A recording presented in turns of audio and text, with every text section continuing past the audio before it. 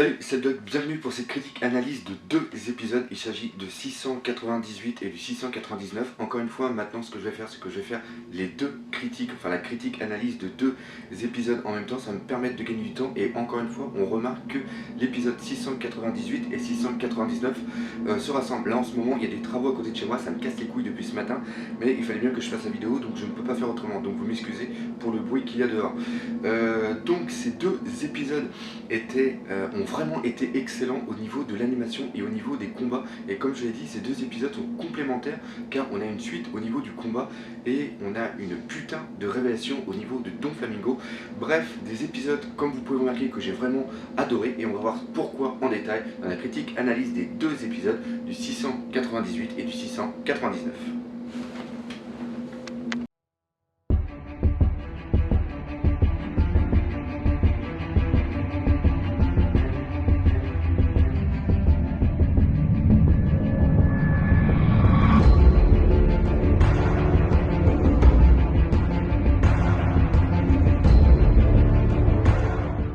Alors avant de commencer cette vidéo, je voudrais faire une petite mise au point par rapport à ma prononciation de certains personnages, surtout que je dis souvent, qui est par exemple Luffy. Moi je dis Luffy parce que ça fait 11 ans, 12 ans que je regarde One Piece en VO STFR. J'ai commencé avec la team La Vogue Mary qui avait fait un super boulot pour initier justement à One Piece et c'est comme ça que moi je l'entendais.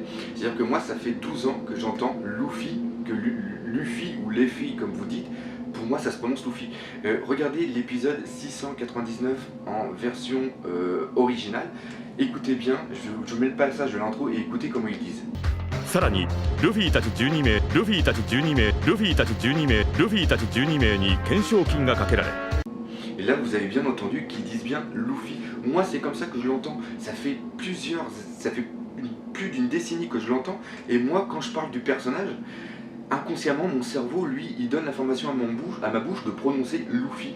J'y peux rien, c'est instinctif et je ne pourrais pas le changer. Donc arrêtez de le marquer, je peux pas le changer. Et je le fais parce que je les écoute en VO. Pareil pour Usopp, c'est comme ça qu'ils le disent en japonais.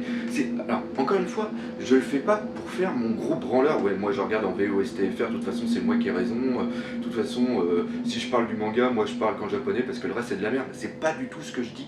Je dis que j'ai seulement l'habitude. D'ailleurs, je vais vous faire bientôt une vidéo où je vais comparer la VF et la VO et je trouve que la VF pour de la VF, je trouve que c'est quand même bon. Et donc c'est pas pour me la péter que j'écris, c'est ce qu'on m'a dit, on m'a dit ouais tu le dis en japonais parce que tu veux te donner un style. Non, je me donne pas un style, c'est parce que moi je les regarde comme ça, et comme vous le savez, je suis quelqu'un de passionné, et moi si je le dis comme ça, c'est parce que pour moi c'est comme ça, et j'accepte que d'autres personnes le disent autrement. Mais arrêtez de me casser les couilles avec ça, désolé d'être aussi vulgaire, mais c'est plusieurs trucs qui sont repris, et à un moment ça gave. Par contre, je suis d'accord quand je me plante sur d'autres personnages qu'on le dise, comme ça avait été le coup avec Diamante, que je disais Diamantes, ou avec Do Flamingo, que je disais Don Flamingo. Donc voilà, ça c'était cette petite parenthèse parce que je le vois souvent. Certaines personnes me le marquent pour justement pour dire ça permettrait de t'améliorer ou quoi que ce soit, mais je ne peux pas m'améliorer comme ça parce que c'est quelque chose que j'écoute depuis longtemps. Ils disent Senshi, ils disent Frankie, ils disent tout ça. Donc c'est sûr que ça fait bizarre de faire une vidéo en français et de mettre les personnages en japonais. Regardez un autre exemple qui est complètement con, deux exemples même, par rapport à quelqu'un qui aurait regardé les Dragon Ball en japonais depuis un bout de temps, et pour lui, s'il avait entendu, pour lui Vegeta, c'est pas Vegeta, c'est Vegeta. Et encore, je suis sûr que je le prononce mal, mais il y en a qui vont me reprendre. Mais voilà, c'est exactement ça que je veux vous expliquer. C'est-à-dire que quelqu'un qui a l'habitude d'écouter Dragon Ball en japonais, lui, il va entendre Vegeta, il va pas entendre Vegeta. Et pour moi, qui est français, qui a été élevé avec le Club d'eau, j'ai mis longtemps à comprendre que Vegeta c'était Vegeta. Et là c'est un exemple. Un autre exemple, moi j'habite en ce moment au Québec, et au Québec ils ont l'habitude de dire les noms en anglais par rapport au cinéma. Donc ils disent pas par exemple Scorsese, mais ils disent Scorsese. Donc c'est sûr qu'au début, moi quand je dis Scorsese, je passe pour un con. C'est pareil au cinéma quand j'ai parlé avec des potes québécois, quand j'ai parlé des Avengers. Et ben quand je disais oui, moi j'aime bien le passage où il y a Hulk qui prend Loki puis qui lui fout des trucs, les mecs ils me regardaient avec des yeux comme ça, ils me disent non c'est pas Hulk, c'est Hulk. Donc c'est exactement ça. Donc encore une fois, je vous explique que si je fais ça, si je dis Luffy, c'est parce que c'est comme ça que c'est dit en japonais. Et si je le dis en japonais, parce que moi ça fait plus de 10 ans que j'écoute les animes en japonais et que je veux pas me la péter, mais c'est comme ça que je le dis et c'est comme ça que je le dirai maintenant tout le temps. Bon voilà, le doc il est content, il a pété sa crise, il a pété son plomb, Nini était pas content. Maintenant on va peut-être passer à la chose sérieuse, c'est-à-dire parler des deux épisodes, le 698 et le 699. Donc comme à chaque fois je vais vous faire un petit récapitulatif entre l'épisode et le scan. L'épisode 698 correspond à la fin, c'est-à-dire de la page 4 jusqu'à la page 14, parce qu'il y avait beaucoup de doubles pages dans ce chapitre, le chapitre 759, et l'épisode 699, lui, correspondait à la totalité du chapitre 760. Là, on commence à voir qu'on arrive vraiment dans un ratio un épisode égale un chapitre. Et ça, c'est parfaitement normal, car on commence à se centrer vraiment sur des actions assez importantes. C'est-à-dire qu'on a des combats et on n'est plus parti à droite à gauche n'importe où sur Dressrosa. On est vraiment centré sur le combat de Luffy et Law par rapport à Doflamingo et Trebol. Ouais, désolé, ça va passer. Donc voilà, en effet, vu que c'est des combats puis qu'il y a pas mal de speech, c'est pas des trucs qui vont s'étirer en longueur, et à partir de là, les mecs de l'anime vont devoir mettre quelques petits fillers à l'intérieur, d'ailleurs des fillers qui ont été très très bien placés et très très bien faits.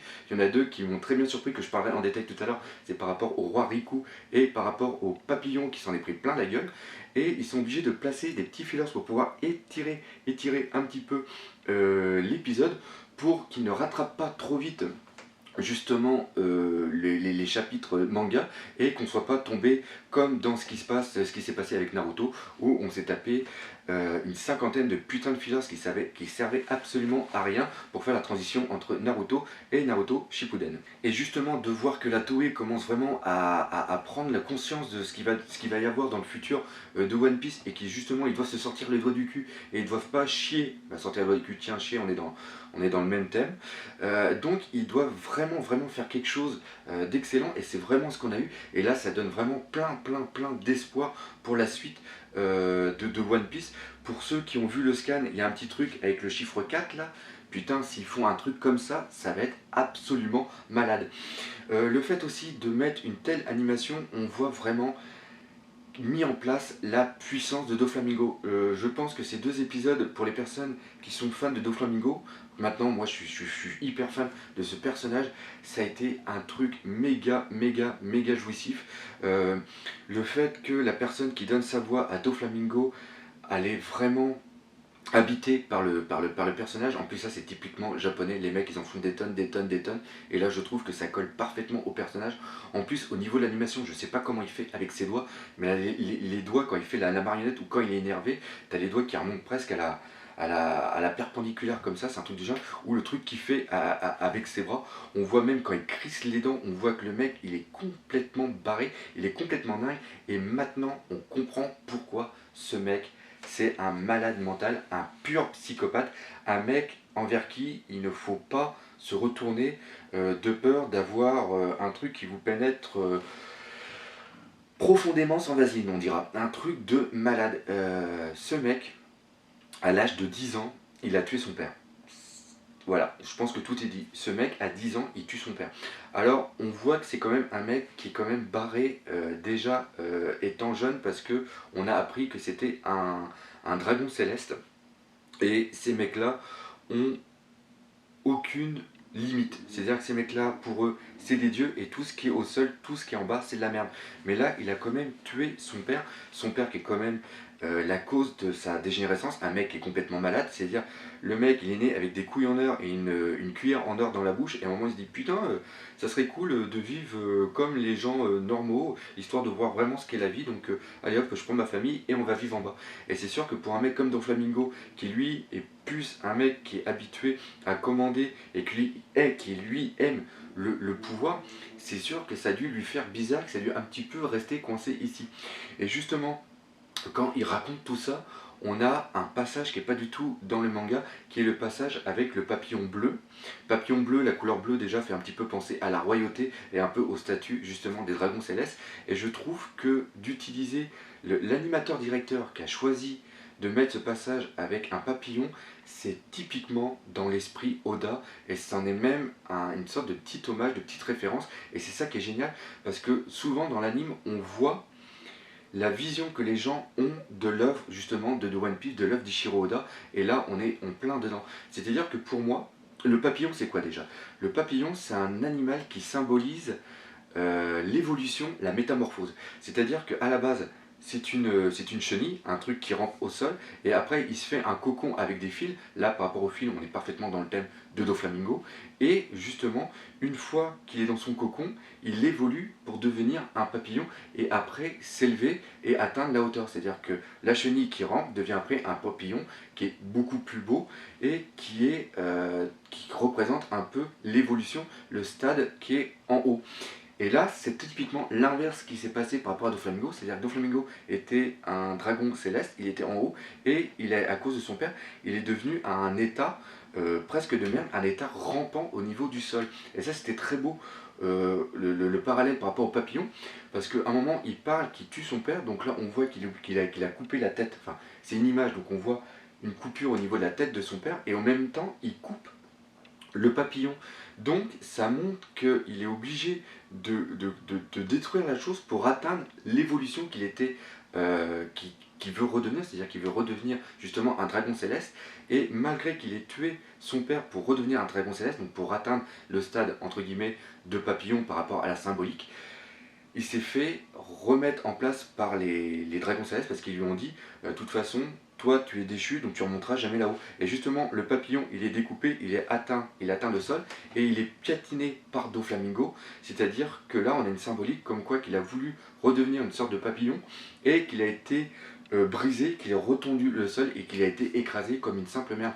Et je trouve que cette symbolique était vraiment importante et elle était surtout très très belle, très très poétique. L'autre chose aussi qui est mis en avant avec ce passage, c'est que Doflamingo, son but ultime, comme il l'avait dit précédemment quand il avait parlé justement à Bellamy, il lui avait dit, moi le but c'est pas d'être un seigneur pirate ou quoi que ce soit, moi ce que je veux c'est détruire le monde. Et maintenant on sait pourquoi il veut détruire le monde. C'est presque un caprice de gamin, c'est-à-dire que vu qu'il ne peut pas atteindre le niveau des dragons célestes et vu qu'il ne peut pas contrôler le monde, et ben, il va retirer aux dragons célestes ce qui fait leur pouvoir. Un dragon céleste a son pouvoir par rapport au peuple où il peut faire ce qu'il veut, c'est-à-dire qu'il est Dieu et il peut jouer avec ses mecs comme il veut, c'est-à-dire qu'il prend les esclaves, il fait ce qu'il veut avec les esclaves, s'il veut les tuer, il les tue, s'il veut il fait ce qu'il veut. Par contre, si un dragon céleste n'a plus les esclaves, n'a plus le monde pour jouer avec, qu'est-ce qu'il leur reste au dragon céleste? Il leur reste rien du tout. Et c'est ça que veut Doflamingo. Doflamingo veut réduire le monde à néant pour prendre le jouet des dragons célestes et le détruire. Et ça, on voit que ce mec, il est absolument timbré et il est vraiment dans son monde. L'autre chose qui a été montrée aussi avec Doflamingo par rapport, c'était vraiment pour Doflamingo ces deux épisodes, c'est que ce mec il a un putain de pouvoir. On commence à voir l'étendue de son pouvoir et on se dit putain, si déjà à ce niveau-là il est égal à ça, qu'est-ce que ça va être plus tard? Ça va être un truc de dingue. Il joue avec l'eau et avec Luffy comme il n'y a pas. Luffy, à un moment, il lui fout un coup de latte dans la gueule. Luffy se retrouve à plus de 600 mètres du palais, chose qui quand même a été assez augmentée par rapport à la version du manga, parce que quand on regarde le manga, il part d'accord mais il vole pas à 600 mètres, là il se retrouve carrément dans l'air au loin, et là Doflamingo lui envoie un fil, après il le reprend pour le foutre un coup de latte et le foutre au sol. Ça c'était absolument génial, c'était vraiment très très bien fait, et on voit encore une fois que Luffy n'est pas du tout dans le trip Nouveau Monde. Ça me déçoit beaucoup par rapport à Luffy. Luffy pour l'instant n'a pas du tout sa place et il est encore trop candide, il est encore beaucoup trop gentil. C'est-à-dire qu'à un moment, et il est aussi complètement idiot, c'est-à-dire qu'il n'arrive pas à comprendre que Bellamy est contrôlé par Doflamingo et c'est pour ça qu'il l'attaque.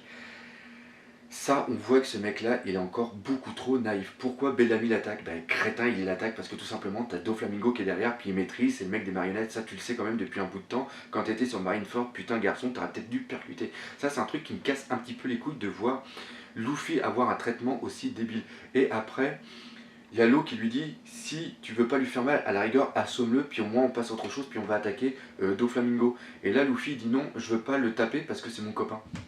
Putain garçon, t'es dans le Nouveau Monde, il serait peut-être temps de réagir et de te les porter là, parce que là, qu'est-ce qui est en train de se passer? Il est en train de se faire mener en bateau par Doflamingo par rapport à justement la vision. la vision qu'il a de l'amitié entre parenthèses. Et c'est sûr que l'amitié est un thème hyper important par rapport à Eiichiro Oda et par rapport à One Piece. Mais là, je veux dire que quand t'as un mec qui est contrôlé et puis qui veut t'attaquer, c'est de la légitime défense de lui foutre un coup de latte dans sa bouche. C'est vraiment ça. D'ailleurs, j'ai bien aimé le passage quand il veut attaquer Doflamingo avec avec un coup de pied. Puis là, il y a Doflamingo qui prend la tête de Bellamy, puis il se la prend en pleine face. Ce passage-là était vraiment excellent. Et la dernière chose aussi à dire par rapport à Doflamingo, après j'aurais terminé pour lui, c'est que malgré qu'il ait tué son père, il a quand même une notion de la famille qui est assez dingue. C'est-à-dire que pour lui, tous ses lieutenants, toutes les personnes qui sont avec lui, c'est sa famille. Et c'est justement, il dit qu'il est super énervé, d'ailleurs le passage où il explique pourquoi il a le sourire parce qu'il n'a jamais été autant énervé de sa vie. Je trouve ce passage complètement badass, complètement dingue. Il dit en gros, j'ai le sourire parce qu'en ce moment, vous me cassez sévère les couilles. Et ça, c'est absolument génial. Et il explique que ce qu'il a fait l'eau depuis le départ, c'est un truc de dingue, et que c'est pour ça qu'il a la haine envers eux, très drôle. C'est-à-dire qu'ils ont pété son usine de Smile, mais surtout qu'ils ont tué Monette, et aussi qu'ils ont tué Vergo. Maintenant, il y a aussi des théories qui disent qu'ils sont peut-être pas morts. Ça sera une autre histoire, et pourquoi pas une autre vidéo. Et donc pour lui, pour Doflamingo, la famille c'est super important. D'ailleurs, à un moment, il est en train de combattre Luffy, et là il y a Law qui va attaquer et qui va tuer justement Treble. Et justement, Doflamingo rompt le combat avec Luffy pour aller sauver justement Treble. Et l'attaque qu'il fait envers l'eau, elle est super stylée. Là, avec les fils, qui le transpercent, c'était absolument génial. Donc, l'eau a quand même une notion de la famille qui lui est propre, mais on voit quand même qu'il a du cœur. C'est pas un mec qui est inhumain. D'accord, il fait des caprices. D'accord, il s'amuse à jouer avec la population entière. Il n'en a rien à battre. Par contre, faut pas faire chier sa famille. Et l'eau a vraiment failli faire partie de sa famille. Je sais pas si c'est français ce que je dis, enfin bref, parce qu'il a failli être le 3e Corazon. Alors pour le petit rappel, le premier Corazon c'était Vergo. Alors le Corazon c'est l'as de cœur. Le deuxième c'était Rosinante qu'on va entendre parler plus tard. Et la 3e place était dédiée justement à l'eau. En parlant de la famille justement par rapport à Doflamingo, ça va me permettre de parler à Treble, parce que Treble pour moi c'est une énigme. Ce mec c'est une énigme, pour moi il y a une affaire Treble, c'est dingue. Ce mec, il est débile ou il est pas débile, il est con ou quoi, j'ai l'impression, et en plus avec ce que j'ai lu plus tard sur les scans, ce mec là, pour moi, il est intelligent, il a un putain de cerveau, mais il a toujours un air débile, et je suis en train franchement de me demander si c'est pas un air qui se donne pour qu'on le sous-estime. Ça, c'est quand même quelque chose qui me tue en lupine, parce que déjà, le faire quand il fait toujours né, puis avec sa morphe qui coule du nez, et le passage quand il se fout justement de Luffy, par rapport au fait que Luffy, comme on a vu, il a foutu un coup de tongue dans la gueule de Bellamy, justement, entre parenthèses, rien que cette action de mettre le coup de tongue dans la gueule de Bellamy, l'animation est vraiment excellente. On voit toute la puissance, on voit l'étirement, le fait que ça va plus vite que l'air, où il y a une sorte de petite onde de choc. Ça, c'est vraiment très beau. Puis en plus, la gueule après de Bellamy, à vaut tous les chapitres du monde. Et on voit qu'il se fout de la gueule de Luffy, et justement je suis en train de me demander s'il n'est pas justement en train de jouer là-dessus, en train de jouer le même jeu que Doflamingo, c'est-à-dire pour faire une sorte de guerre psychologique et pousser le mec à ce qu'il sorte de ses gonds, et ce qui marche absolument par rapport à Luffy. On verra plus tard dans les scans, il se passe beaucoup de trucs avec Treble, où on voit quand même que ce mec là, il a quand même pas mal il est quand même super intelligent. C'est quelqu'un qui est très machiavélique, et justement il est en train de faire croire aux autres que c'est un pur idiot. La preuve, quand il se fait couper par justement l'eau, puis après qu'il est au sol, puis que l'eau lui dit bah de toute façon je vais t'éclater ta gueule, puis il se fait non mais rappelle-toi, de toute façon en plus j'ai de la morve dans le nez. Et puis tu le vois qu'il est en train de glisser, puis rappelle-toi en plus quand t'étais gamin, j'étais super très gentil avec toi, donc là il est presque en train de supplier, puis au même moment, bam, il lance son attaque pour paralyser justement avec sa mort le katana justement de l'eau. Et justement tu vois deux évolutions au niveau du personnage, c'est-à-dire qu'à un moment il est super débile, puis à un moment boum, il est sérieux, puis il envoie son attaque. Donc ça c'est vraiment quelque chose qui est hyper important, et c'est justement en plus un autre truc qui permet de mettre en doute le fruit démon de Trébol. Et justement, il y a une très grande question qui est en train de se poser, c'est-à-dire Trébol, il est quoi? C'est un paramécia ou c'est un logia? C'est un truc qu'on a beaucoup parlé pour les personnes qui ont justement regardé le scan par rapport à un truc qui se passe plus tard. Et justement, vous remarquerez que dans la page Wikipédia, enfin Wiki One Piece, vous remarquerez la page française, vous regardez, il se plante carrément. C'est-à-dire qu'à un moment, il marque que c'est un paramécia dans sa fiche descriptive, mais après, quand vous regardez dans ses armes ou quoi que ce soit, ils disent que c'est un logia. Et justement, il y a une sorte d'ambiguïté qui est mise par rapport au personnage et qui fait que Trébol, on ne sait jamais ce qu'il est. Pour moi, c'est sûr et certain que ce mec est un logia. Pourquoi? Parce que tu vois qu'il est coupé. Et quand il est coupé, tu vois qu'il disque et tu vois qu'à l'intérieur, c'est que de la matière. C'est-à-dire que si ça avait été un paramécia corporel, c'est-à-dire que s'il avait été comme Luffy, là ça marche bien. C'est-à-dire que vu qu'il est corporel, tout son corps peut devenir du mucus. Parce que c'est un homme mucus. Et le mucus, c'est de la matière que tu fais avec ton nez. Voilà, c'est ça.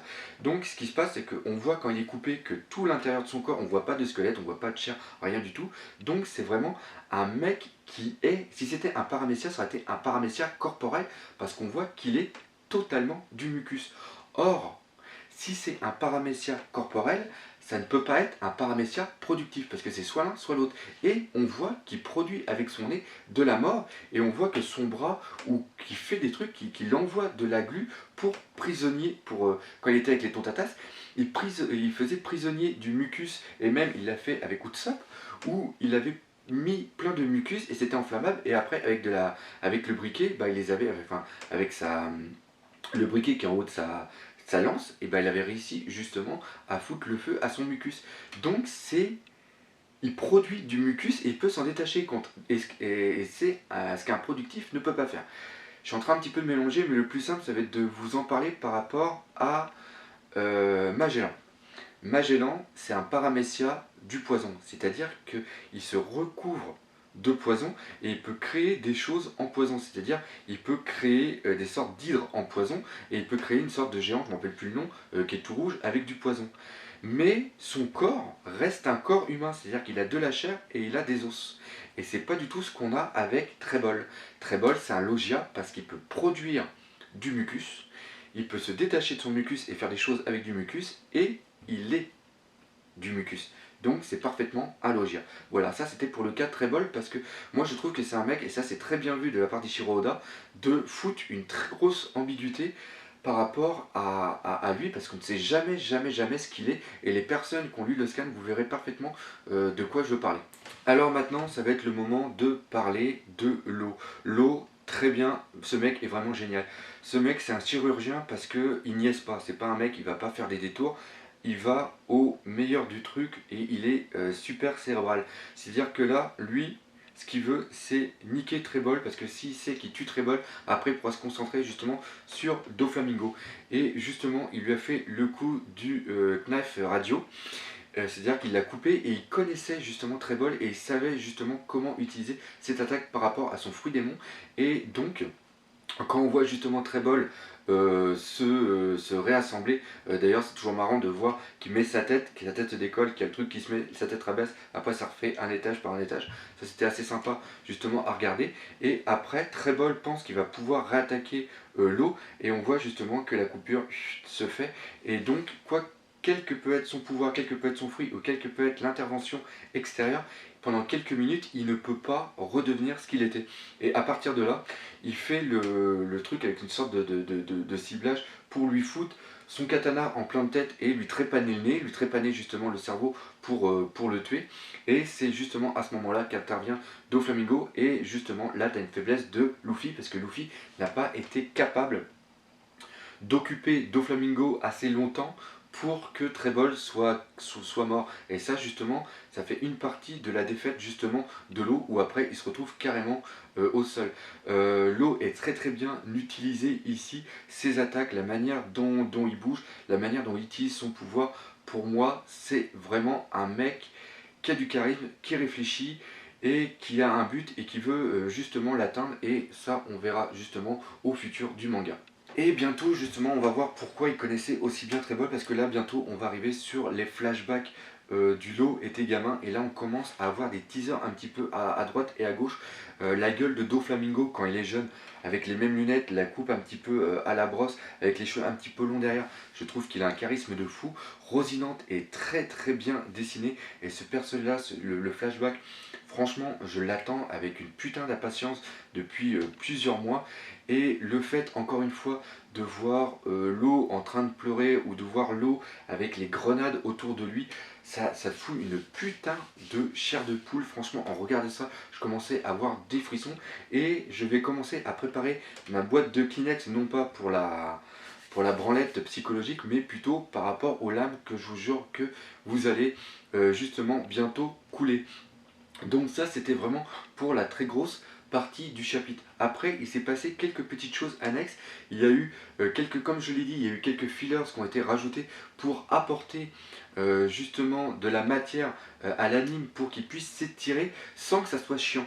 Cette manière de mettre des petits fillers à droite à gauche est une technique qui est bien utilisée par la Toei, enfin mieux qu'à une époque, parce que c'est peut-être le fait qu'il n'y ait plus de Tontatas ou qu'on n'ait pas Rebecca que ça me casse moins les couilles, et que je supporte beaucoup mieux les fillers et la longévité justement des épisodes. Oui, encore une fois, on a eu pas mal de flashbacks, ça j'avoue que c'était assez chiant, mais on a eu un passage de quelques minutes par rapport à Riku qui pour moi ont été très très importants par rapport à la stature et à la mentalité justement du personnage. Ça a apporté beaucoup de matière, et encore une fois, c'est quelque chose qu'on a ici et qui va être très bien utilisé plus tard dans l'anime.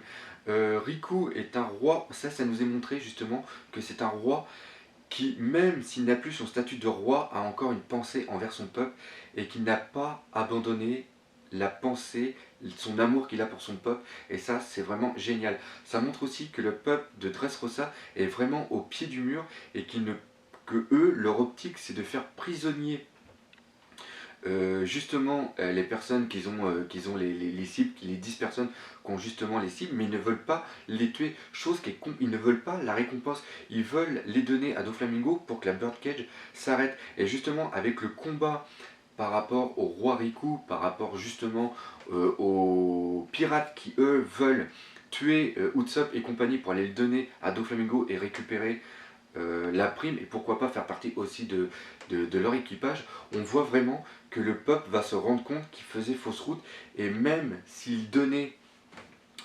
Usopp et compagnie à Doflamingo, il ne serait pas débarrassé de Doflamingo, il ne serait pas débarrassé du tyran, et de voir que justement Riku a encore autant d'amour pour son peuple, le peuple se rend compte qu'il faisait fausse route, et qu'ils doivent justement aider Riku et aider les autres à détrôner Doflamingo. Le passage aussi de voir Riku avec les deux bâtons et combattre, ça montre encore une fois que ce personnage avait une notion du combat qui était quand même très très haute. C'était un mec qui avait de la puissance, et que Doflamingo, pour le neutraliser, a quand même joué cette façon assez subtile. Et j'ai vu aussi, j'ai rigolé parce que en voyant Riku combattre, je me suis dit putain, on est en train de voir un remake de Zoro. C'est-à-dire qu'il a les deux bâtons, à un moment il fait une attaque où ça fait une tornade, je me dis il ne manque plus qu'un cure-dent dans la bouche, et puis il fait une attaque avec les trois morceaux de bâton. Ça m'a fait bien rire, et c'est quelque chose qui était très très bien mis en évidence. Par contre Usopp toujours aussi con, c'est-à-dire qu'il voit un mec, il voit tous les autres libérés à défaire les liens, et là il voit quelqu'un avec un couteau, et là il stresse complètement malade, alors que le mec arrive avec un couteau. Non, tu sais bien que c'est pour te délivrer, donc c'est pas peine de faire ta tête d'idiot. Par contre, j'ai adoré la tête de Usopp quand il y a l'amiral qui arrive. Ça vaut son pesant de cacahuètes, comme on dit.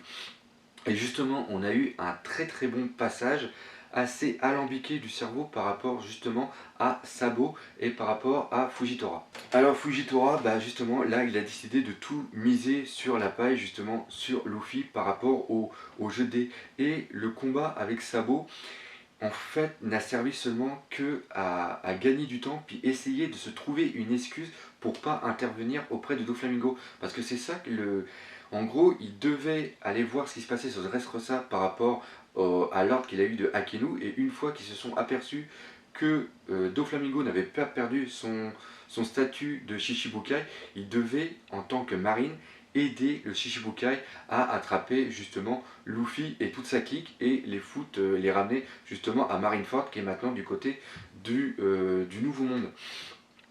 Et en combattant justement le révolutionnaire, il se trouve justement une excuse pour pas intervenir dans le combat par rapport justement à Luffy et Doflamingo. Et en plus, après, il demande au mec de la marine d'aller aider à sauver le peuple de Dressrosa. Donc pour lui, son rôle premier n'est pas d'aller aider Doflamingo, mais d'aller aider le peuple. Et c'est comme ça qu'il va pouvoir justifier son action. Mais par contre, envers le roi Riku, il l'appelle encore roi et il l'appelle monsieur.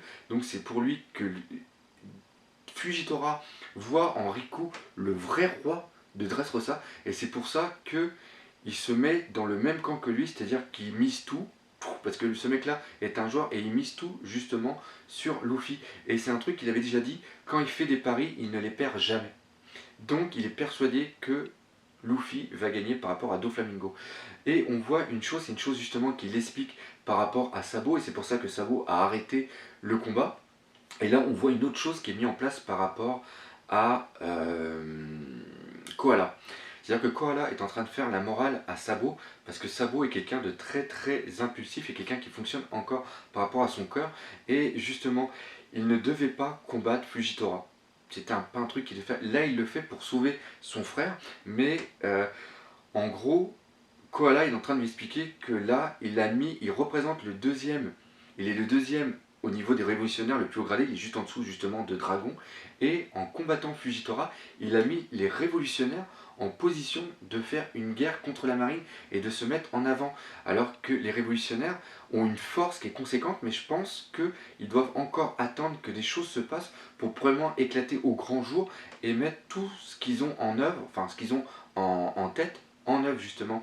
Et je pense que on va le voir justement avec l'épisode qu'il va y avoir bientôt par rapport à Sabo. Je pense que Dragon a caché à Sabo le fait que son frère allait être tué à Marineford. Si Sabo l'avait su, c'est-à-dire qu'on le voit au moment un flashback, on le voit dans le journal que Ace est mort et on le voit complètement désespéré. C'est-à-dire que Dragon a choisi délibérément de lui cacher cette information parce qu'il savait que Sabo aurait été aider son frère et comme il a énormément de charisme, il y aurait au moins Koala, Hack qui aurait été avec lui et d'autres personnes seraient venues au niveau de Marineford et là ça aurait déclenché vraiment une guerre phénoménale. Ça aurait été 2 ans avant et peut-être que ça aurait foutu tous les plans qu'a Dragon en tête. Ça aurait peut-être foutu ça carrément en l'air. Et on va finir cette vidéo par une personne que j'ai pas parlé qui est Bellamy. Et Bellamy, pour moi, là, je ne sais pas ce qu'il fout. C'est devenu une vraie merde, une locumène. Le voir autant chialer ne va pas avec le personnage. Tu sais, c'est le mec super baraqué, super galbé. Et là, il a... Franchement, je comprends pas. Je comprends que tu sois dégoûté, je comprends que tu sois autant déçu ou quoi que ce soit, mais là, il est à un état il est plus bas que ça, il fait rien du tout. Et le fait qu'il soit... Et je pense que ce mec-là, il veut juste mourir, il veut juste crever. C'est ce qu'il demande d'ailleurs à Luffy. Et je suis déçu un peu de comment ce personnage a été travaillé et ce qu'il va devenir. Pour moi, il perd énormément au niveau de sa crédibilité et au niveau de son futur. C'est l'une des raisons pour moi où je ne vois pas rejoindre l'équipage.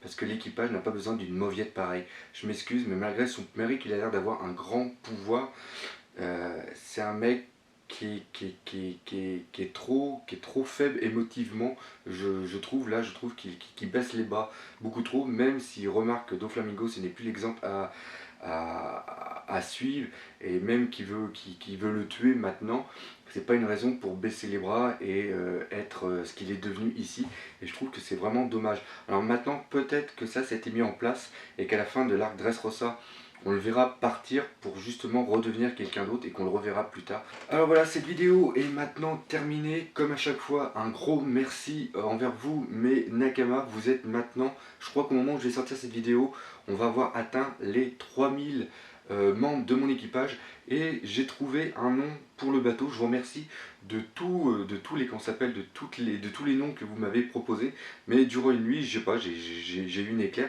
Il va falloir que j'arrête parce que je commence à rêver de One Piece. Ça commence à devenir un petit peu traumatisant cette histoire. Enfin bref, tout ça pour dire que le nom du bateau, vous me direz si vous aimez ou pas. Moi, j'y ai pensé à Going D Sunny.